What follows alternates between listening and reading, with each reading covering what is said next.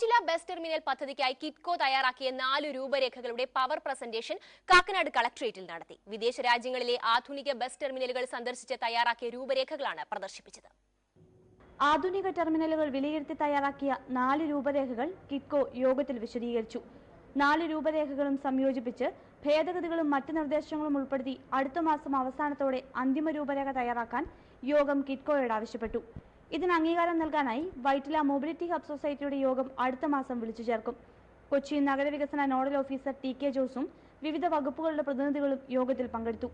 കേരഫെഡിന്റെയും കൃഷിവകുപ്പിന്റെയും ഓഫീസുകൾ ഉൾപ്പെടെ പദ്ധതി പ്രദേശത്ത് നിലനിൽക്കുന്ന കെട്ടിടങ്ങളും സ്ഥലങ്ങളും ഓഗസ്റ്റിന് മുൻപ് ഒഴിപ്പിച്ച് മറ്റ് കേന്ദ്രങ്ങളിലേക്ക് മാറ്റാനും തീരുമാനമായിട്ടുണ്ട്. പദ്ധതിയുമായി ബന്ധപ്പെട്ട് PWD ചെയ്യേണ്ട ജോലികൾക്ക് വേഗം കൂട്ടാൻ നിർദ്ദേശം നൽകി.